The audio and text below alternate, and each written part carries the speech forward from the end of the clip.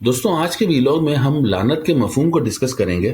لفظ لعنت کے غلط مفہوم نے ہمارے ہاں ایک بہت بڑی غلط فہمی پیدا کر رکھی ہے۔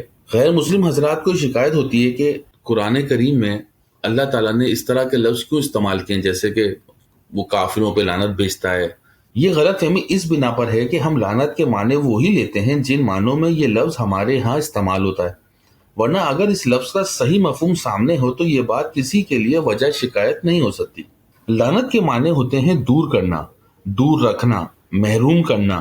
مطلب اس کا بالکل واضح ہے کہ جس فرد کی ذات کی نشوونما ہو جاتی ہے اور قوم قوانین خداوندی کے مطابق زندگی بسر کرتی ہے، وہ زندگی کی خوشگواریوں سے فیضیاب ہوتی ہے، اس کو رحمت کہتے ہیں۔ اور جو قوانین خداوندی کے خلاف زندگی بسر کرتی ہے وہ ان خوشگواریوں سے محروم رہ جاتی ہے، دور ہو جاتی ہے، اسے خدا کی لعنت کہتے ہیں، یعنی اس کی فضل و کرم سے محرومی۔ اور چونکہ خدا کی رحمت سے محرومی بہت بڑی بدبختی ہے، اس لیے انسانوں میں اس اعتبار سے لعنت ایک بد دعا کے سینس میں استعمال ہوتی ہے۔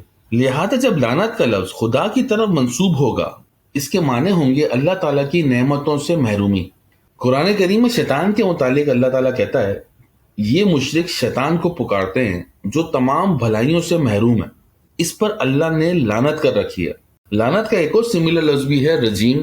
اللہ تعالیٰ نے شیطان کو رجیم کہا ہے، جس کی ٹرانسلیشن مردود کی جاتی ہے، اسی لیے ہم شیطان کو مردود کہتے ہیں۔ رجیم کا معنی ہوتے ہیں وہ جو دور کر دیا گیا، اور رجیم اس ہتھیار کو بھی کہتے ہیں جو دور سے پھینک کر مارا جائے۔ اللہ تعالیٰ شیطان کے لیے کہتا ہے کہ تو جنت سے نکل جا کیونکہ تو مردود ہے، وہ رجیم کا لفظ ہے، اور بے شک قیامت تک تجھ پر لعنت ہے۔ تو جب اللہ تعالیٰ شیطان کو اس کی نافرمانی پر جنت سے نکالتا ہے تو اس کو مردود کہتا ہے، کیونکہ وہ نکال دیا گیا اور اس وجہ سے اس پر لعنت ہوئی۔ اس کا مطلب صاف واضح ہے کہ جن پر اللہ تعالیٰ کی لعنت ہوگی وہ اللہ تعالیٰ کی نوازشوں سے محروم ہو جائیں گے۔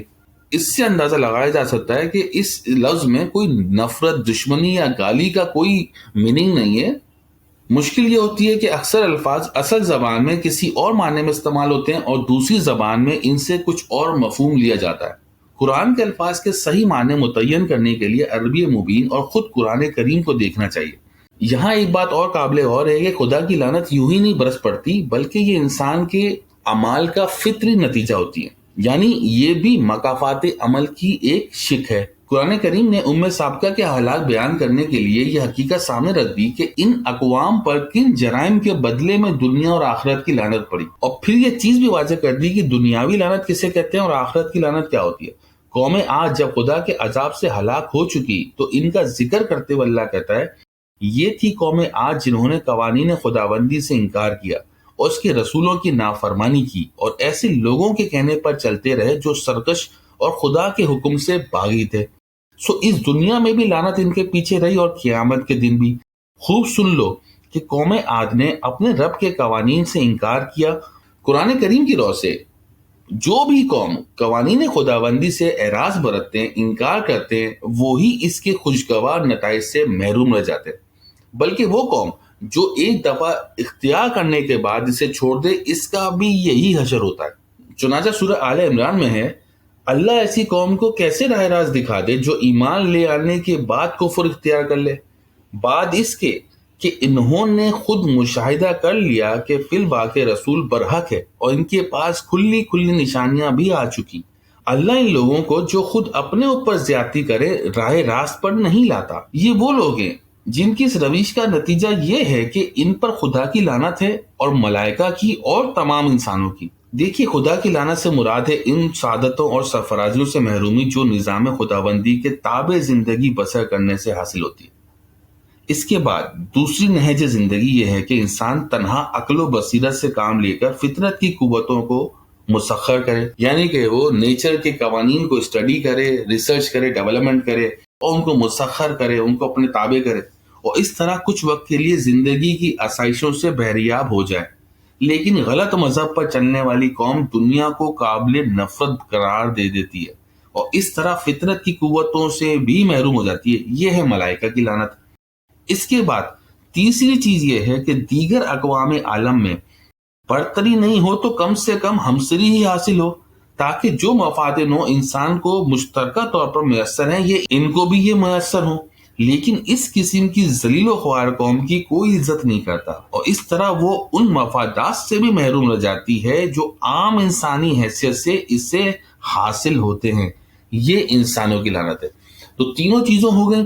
آپ غور کریں تو ہم ان تینوں چیزوں کی لعنت میں، نہ ہمیں اللہ کی خوشگواریوں کی نعمت مل رہی ہے، بلکہ یہاں تو آج کل ہم عذاب دیکھ رہے ہیں، نہ ہی ہم قدرت کے قوانین کو اسٹڈی کر رہے ہیں، کوئی سائنس اینڈ ٹیکنالوجی میں کوئی کام کر رہے ہوں، کچھ ڈسکور کر رہے ہوں، کچھ انوویٹ کر رہے ہوں، اور نہ ہی ہمارا مقام عالم انسان میں ان کے برابر کا ہے۔ ہم تھرڈ ورلڈ میں آتے ہیں جن کی کوئی عزت نہیں ہے۔ یہی حشر ہوتا ہے ایسی قوم کا جو ایک بار دین کی صحیح روش پر چلنے کے بعد پھر غلط راستہ اختیار کر لے۔ اب سوال یہ سامنے آتا ہے کہ کیا یہ محرومی ہماری ہمیشہ کی رہے گی یا اس سے نجات کی بھی کوئی صورت ہے؟ قرآن کہتا ہے کہ مایوس ہونے کی کوئی بات نہیں، اگر تم اب بھی اس غلط روش کو چھوڑ کر قرآن کا صحیح راستہ اختیار کر لو تو زندگی کی خوشگواریوں کو دوبارہ پا سکتے ہو۔